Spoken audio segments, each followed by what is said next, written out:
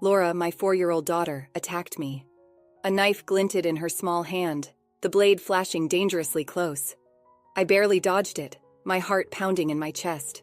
She chased me around the room, her little hands reaching, her cries and screams piercing the air. "Laura, stop," I pleaded, my voice trembling. Finally, I managed to soothe her, calming her down enough to pry the knife from her grasp. She was still pale, her tiny body trembling. "Why are you doing this?" I asked, my voice barely a whisper. Her answer, choked out between sobs, sent a jolt of shock through me. "I lost. The sight of justice always wins. But Laura can't, because she can't use magic." Someone had manipulated my daughter, my innocent 4-year-old Laura. But who? I'm Margaret, 36 years old. My husband Eric and I run a successful company. Business is stable thanks to our excellent employees. Eric is an incredible salesman, working for a different company. He often boasts about clients appointing him as their representative, proudly stating, "They like me so much." Work keeps me busy, but I always make time for Laura. Recently, she's become obsessed with magical girl anime. When Laura grows up, I'll become a righteous warrior. I'll defeat the bad guys and protect everyone in town. Her dream of becoming a magical girl was so heartwarming, so purely childlike, that it filled me with a fierce desire to cheer her on. I never imagined someone would exploit that dream. Her behavior changed abruptly after her 4th birthday.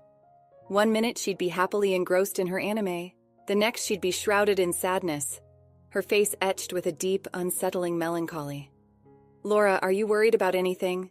I'd ask, my brow furrowed with concern.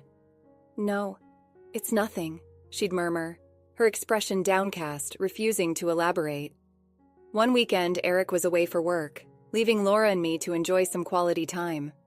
As I was preparing lunch, she suddenly jumped on my leg, startling me. "Mommy," she began, her voice small. At that moment, I was holding a knife. The shock jolted my hand, sending the knife clattering to the floor. Thankfully, it didn't hit either of us, but the thought of Laura getting hurt sent a surge of fear through me. "Laura, when Mommy is cooking, you have to stay back, far away. You can't be within reach even if you stretch your arms out, I always tell you that." My voice was sharper than I intended, and Laura's eyes welled up with tears. Seeing her cry, I immediately regretted frightening her. Before I could apologize, Laura grabbed the fallen knife and swung it at me. "Laura!" I cried, narrowly avoiding the blade. She chased me around the kitchen, her small voice screaming, "Laura's gotta beat up Mommy!" My child wielding a knife, her face contorted with fear and something else I couldn't quite decipher, broke my heart. She was usually such a kind, well-behaved girl. Unless I did something, Laura was in danger. I waited for an opportunity, my mind racing. As she stood there trembling, I quickly moved behind her, grabbed her arm as if to hug her, and wrestled the knife away. Relief washed over me as I realized we were both unharmed. I lost the sight of justice," she mumbled, her voice barely audible. "Always wins. But Laura can't, because she can't use magic." Laura crumpled to the floor, tears streaming down her face. There had to be a reason for her terrifying behavior. "Laura, it's okay, I soothed, rubbing her back gently. Slowly, her sobs subsided. "Laura, why did you do such a dangerous thing?" I asked, my voice soft. Because in order to become a magical girl, you have to defeat the bad guys," she stammered, her eyes wide. "But Mommy, you tried to beat Mommy, right? Did you think Mommy was a bad guy?" I asked, my stomach twisting. Had my earlier outburst been so shocking? She didn't answer immediately, lost in thought, her gaze darting back and forth. Finally, she spoke, her voice heavy. "I love you so much. I don't think you're a bad guy. But to think like that is favoritism." "Who said that?" I pressed, my heart sinking. "Daddy," she whispered, her answer sending a wave of shock and anger through me. I was stunned. When I questioned her further, she revealed that Eric had been filling her head with lies, telling her every day that I was a bad person. "Mommy makes Laura angry and sad because she's mean," she confessed, her voice trembling. He had even told her that she wouldn't become a true magical girl unless she defeated me and left me alone. Daddy told me before leaving for work that if I stabbed you with a kitchen knife, I could defeat you, she revealed, her eyes filled with tears. My earlier outburst had only confirmed his words in her young mind. The fallen knife had presented itself as an opportunity, and Laura, believing she had to defeat me, had acted. Ignoring the burning desire to confront my husband about his cruel manipulation, I focused on Laura. I had to erase the poison he had instilled in her. Laura, you know Mommy isn't being mean when I scold you. I do it because I love you so much, and I worry about you getting hurt. I'm sorry I raised my voice, I said, gently stroking her head. She looked up at me, and a small, genuine smile finally graced her lips. What was Eric thinking? Manipulating a vulnerable child like this? Whatever his intentions, I could never forgive him. He had almost driven Laura to commit an irreparable sin. I would expose him, reveal his true colors. First, I needed evidence. Checking my computer, I found his message history. The truth hit me like a physical blow. He was using Laura for his own selfish gain. I did my best to suppress the anger that wells up. Did he use Laura for this? Inexcusable. I'm going to kick you into hell. Prepare yourself. I seethed, my fists clenching. Taking a deep breath, I regained my composure. I called Laura, who was happily playing with her dolls. Laura, let's text Daddy on Mommy's phone, I said, my voice calm. Okay, what are you going to send? She asked, her eyes bright. I'm going to write, Laura, I did it, Daddy, I replied, showing her my phone. Laura looked puzzled. But I haven't beaten my mommy. Are you going to lie to my daddy? I'm not lying. You did try to beat me. It was a bold move, but you did what Daddy told you to do, right? I explained gently. But remember this.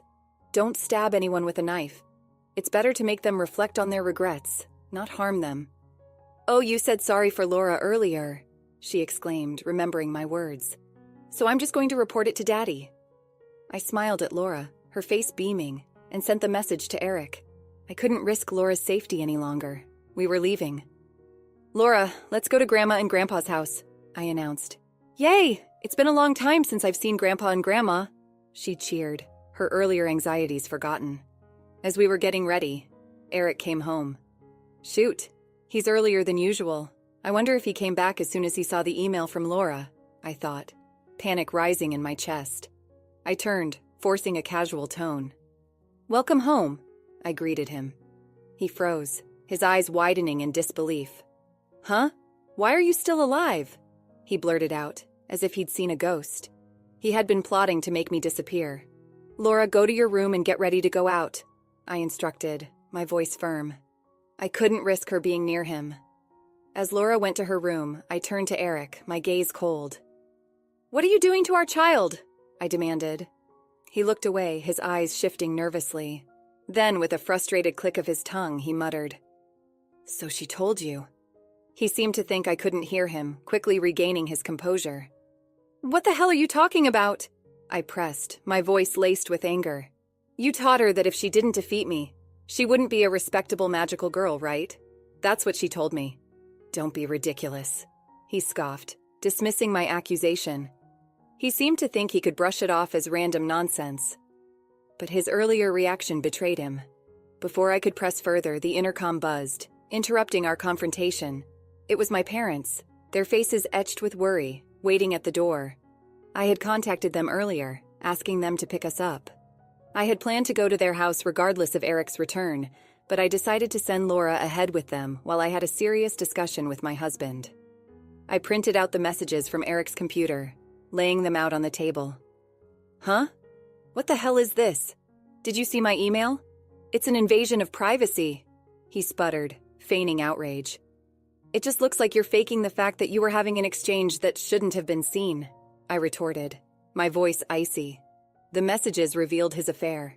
He and his mistress were discussing their love, their plans for a future together. He had even transferred a large sum of money to her. The reason for his manipulation of our daughter was laid bare.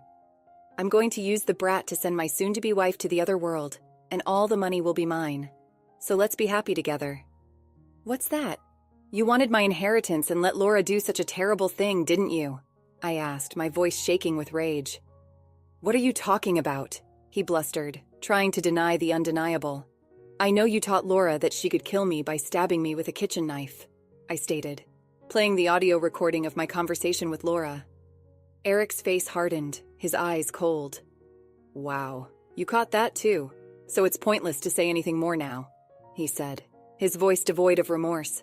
He had been caught red-handed and he knew it, but instead of remorse, he was defiant. What kind of parent would let their child kill others on their behalf? I asked, my voice trembling with anger and disgust. Because of you, Laura almost got into something horrible. She's 4 years old. There's no way she's going to get a criminal penalty. She'll be dismissed for not being responsible anyway. She's going to be on probation, worst-case scenario. That's not the point, he said, waving away my concerns. I'm just asking you to think about her feelings. Have you ever thought about how deeply traumatized she could be? His words, spoken with such callous indifference, sent a wave of nausea through me. He was fine as long as he didn't get caught. He didn't care about the potential trauma Laura could have suffered. He didn't even apologize. I took a deep breath, forcing myself to remain calm. I wouldn't let him get to me. I'm not going to just divorce you. I'm going to take your money, your job, everything. So be prepared, I stated, my voice cold and resolute. Huh? What are you talking about? You can't do that. My work has nothing to do with your company. You can't act like that just because you're the president, he shouted, his face contorted with rage. For starters, I demand alimony for both you and your cheating partner, I said, my voice unwavering. And if you tell your business partner about this, it will ruin your credibility. You won't be able to manipulate me like that. You don't know who my business partner is. It's a trade secret. He laughed mockingly, as if I had no power over him. But as I started naming companies, his face paled. That's the person I'm dealing with. How do you know? He stammered, his confidence crumbling. So my guess was perfectly right after all, I said, a grim satisfaction settling in my chest. It's my company's business partner, someone I'm personally close to. You know, no way, he whispered, his face ashen. He had been appointed as a sales representative not because of his own charm, but because of me. He had boasted about his clients, but it was my influence that had secured those appointments. The realization crushed his pride. He nodded in dismay, finally understanding that my influence was far greater than he had imagined, and that he was in serious trouble. He began to tremble, his face pale. Eventually, he bowed his head so low that his forehead nearly touched the floor. It was my bad. I'm so sorry. So please don't tell my business partners about this. Forget about divorce, and let's start over. I'm going to break up with my cheating partner, and I'll never do this again. Never again, he pleaded, his voice cracking with desperation. What are you talking about? The worst thing you can do is to do it even once. What you've done isn't just cheating, it's an attempted crime.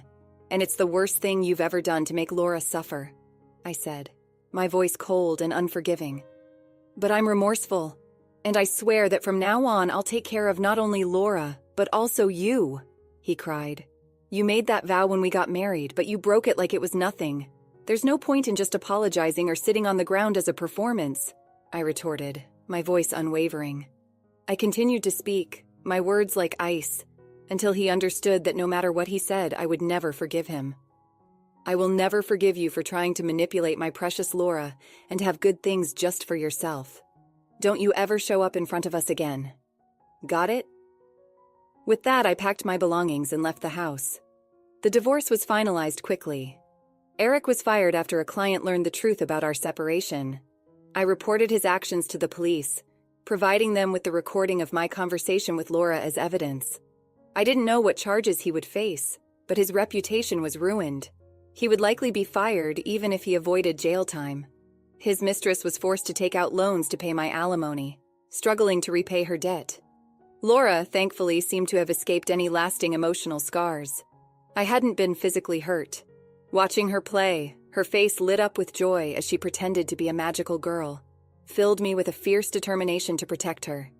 For the sake of my daughter's happiness, for the sake of our future, I would cherish our life together. Thanks for watching. How did you find the story? Let me know in the comments below. Don't forget to like this video and subscribe to our channel for more awesome stories like this. Your feedback and support mean a lot.